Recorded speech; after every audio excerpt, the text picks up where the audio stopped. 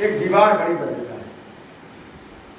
आज एक ऐसा दिन है जिसको हम वर्षों से याद करते आ रहे हैं। जब से जोर संभाला, भगत सिंह की शहादत दिवस, कभी चंद्रशेखर आजाद की शहादत दिवस, कभी उनका जन्मदिन, कभी किसी का, मतलब क्रांतिकारियों की एक बड़ी बेल्ट है। मैंने जब मतलब उस पर थोड़ा सा देख दिया तो पाया कि 7.5-8 लाख लोग देश की आज़ादी के लिए फांसी पर चढ़ गए या गोली से मर गए या मार दिए गए। तो एक दिलचस्पी बचपन से ही रही मेरी कि यार ये लोग क्या पागलपन किया करते थे, इसको मारा उसको मारा यूं करके। और सबसे ज्यादा मैंने घर आया गांधी को, इस बुड्ढे ने कुछ नहीं किया, एक लाठी लंगोटी लेके घूमता रहता था। और असली क्रांतिकारी तो भगत सिंह जैसे लोग थे। तो ये सब करते करते एक दिन होश आया कि यार एक आदमी एक लंगोटिया लेके घूमता रहता है, एक लाठी लेके घूमता रहता है, हम उसको गाली देते रहते। तो आगे में उसने ऐसा किया क्या, जब पता किया तो मालूम पड़ा कि भगत सिंह भी तो वहीं से निकले थे। तो गांधी के साथी ने वो कभी गांधी ने पूरे देश को, जो भूखा नंगा देश था, उसको इकट्ठा करने में एक बहुत महत्वपूर्ण भूमिका निभाई। और वर्तमान में अभी तो मैं देखता रहता हूँ व्हाट्सएप पर तो सबसे ज्यादा गालियां गांधी को लगी जाती है, सबसे ज्यादा नौजवान गांधी जी को गाली और भगत सिंह को महान मानते हैं, भगत सिंह बहुत महान थे। तो मैं उनसे पूछ लेता हूँ भगत सिंह का सपना क्या था, किसी को नहीं। भगत सिंह सिर्फ गांधी को गाली देने के काम में आते। तो वर्तमान की जो पीढ़ी है भगत सिंह के बारे में इतनी जानती है कि गांधी जी ऐसा ऐसा करते थे और भगत सिंह ने गोली चलाई। भैया भगत सिंह ने गोली नहीं चलाई, ये तो कहना मतलब आपने पढ़ी नहीं भगत सिंह को मिला के लिए। ऐसे मेरे बहुत सारे मित्र हैं गुलामी भगत सिंह की जब बातें निकलती है मुझसे एक ही बात पूछ लेता हूँ, यार भगत सिंह का सपना क्या था? तो भगत सिंह का सपना ही नहीं बता पाते। गांधी का सपना क्या था यही नहीं बता पाते। सुभाष चंद्र बोस का सपना क्या था यही नहीं बता पाते। तब तुम्हें यही नहीं पता तो पूरा क्या करोगे? तो पूरे एक ही काम करेंगे, एक तस्वीर लाएंगे, फ्लैक्स की दुकान पर जाएंगे, एक फ्लैक्स बनवाएंगे, माला चढ़ाएंगे, फूल चढ़ाएंगे और 10-50 लोगों को उल्लू बनाकर उनको उनकी जगह भेज देंगे। हम फिर वही करेंगे जो चल रहा है। तो जो बार बार बात आती है कि मतलब भगत सिंह चाहते थे कि एक शोषण मुक्त समाज बने, तो कैसे बनेगा? मैं तो वही काम करता हूँ जो शोषण कर लो, शोषणकारी लोग करते। तो फिर शोषण तो खत्म कैसे हो? शोषण को खत्म करने के लिए मुझे तो कुछ करना पड़ेगा ना, मेरी भी तो कुछ जिम्मेदारी है। तो वो तो इस देश को कोई करता नहीं। ये सब करते करते एक लंबा समय मेरा बीत गया। मैंने बहुत इंकलाब जिंदाबाद किए, खूब नारे लगाए, गला फाड़ फाड़ के चल रहा है। और जब मुझे लगा कि इंकलाब से कोई जिंदाबाद नहीं हो रहा, अब क्या करें, गड़बड़ कहाँ से? तब वो गड़बड़ पता की तो मालूम पड़ा कि हमारी इस व्यवस्था में ही गड़बड़ है।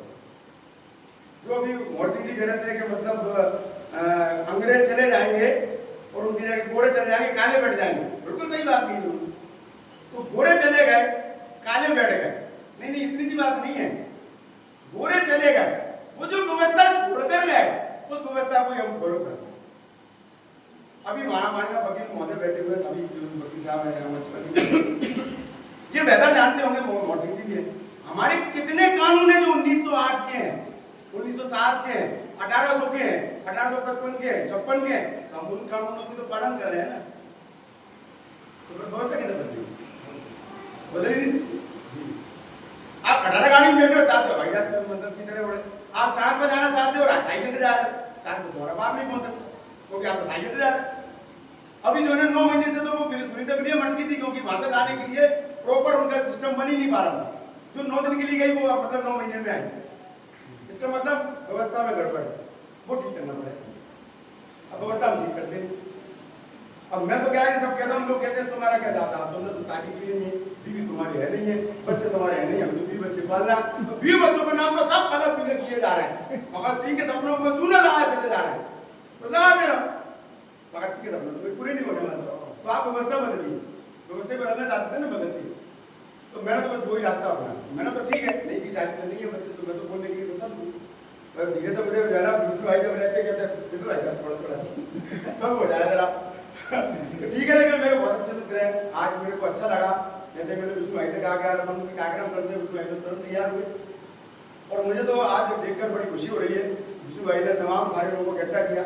आज हमारे बीच में जागरूक ग्रुप जो गुनागढ़ कैंट के हैं, वो अमित भाई भी यहाँ पे बैठे हुए हैं, महाकाल कंप्यूटर सेंटर के सतीश भाई भी हैं, विवेकानंद को लेकर काम करने वाले जितन भाई भी बैठे हैं, गाय को लेकर काम करने वाले लगन भाई केदार भाई भी बैठे हैं, नाटक को लेकर काम करने वाली जो महानस्तियाँ बैठी हैं, उनमें जो महानस्ती मेरी भतीजी भी है, ये जो बैठी हुई है, टूटना बनाना करना।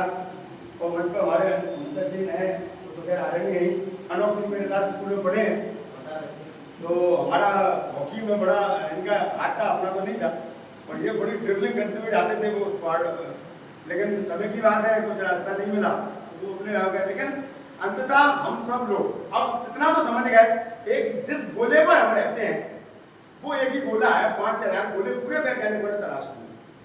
और मैं तो धर्म को लेकर बिल्कुल स्पष्ट हूँ, कोई आदमी अगर ये कहे कि मेरे खुदा ने, मेरे भगवान ने, मेरे गॉड ने बनाई है, तो तू अपना हवाई जहाज उठा और निकल जा किसी ग्रह पर और वही रहना, इस ग्रह को छोड़ दे भैया, इस पे हमें लड़ा की। तो मैं सबसे यही कहता हूँ, मैं तो जितने भी मेरे धर्म के लोग हैं जो हिंदू धर्म से आते हैं उनको भी यही बोलता हूँ, तू अपने हवाई जहाज लेके निकल जाए।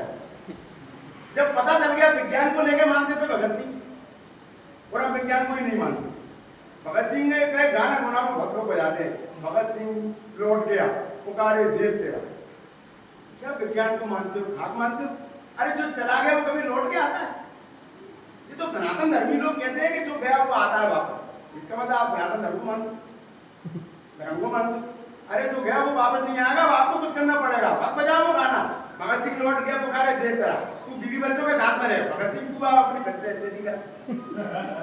ये तो नहीं चलेगा ना, आपको कराना पड़ेगी, आपको जिम्मेदारी लेनी पड़ेगी ना, आपको जिम्मेदारी नहीं लेते, नहीं लेते।